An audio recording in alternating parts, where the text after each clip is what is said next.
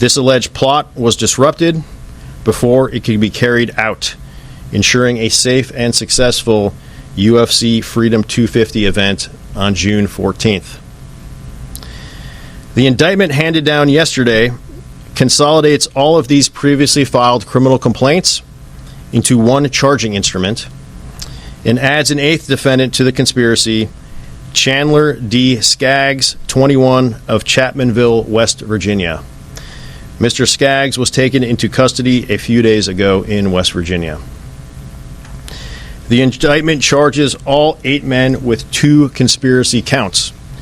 The first count is a conspiracy to provide material support to terrorists by way of money, firearms, ammunition, body armor, explosives, drones, medical and communications equipment, as well as personnel, with the knowledge and intent that those resources were to be used in preparation for and to carry out the murder of federal officers and employees in the course of an attack on a federal facility and the use of a weapon of mass destruction.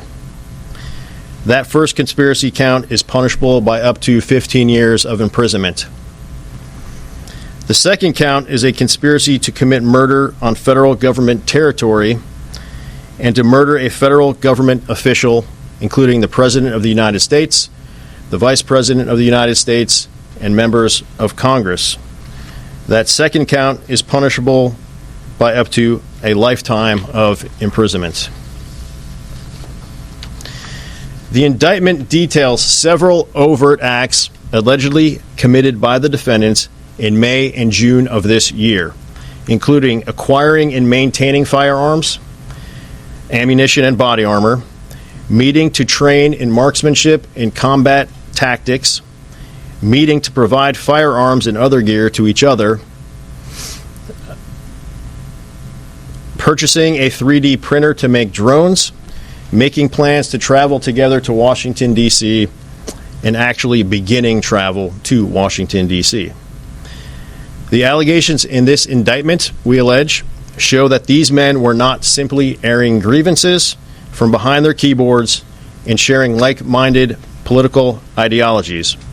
Rather, they took action to carry out a plot to attack the UFC Freedom 250 event and to murder federal officials at the highest levels of our government. Political discourse has many places in our society. Political violence has none. Because of the diligent, around-the-clock work of our AUSAs, our law enforcement partners, our sister U.S. attorneys' offices around the country, and the National Security Division, these 8 men are now in custody, and this threat to our government and to the public has been successfully neutralized. But our work is not finished.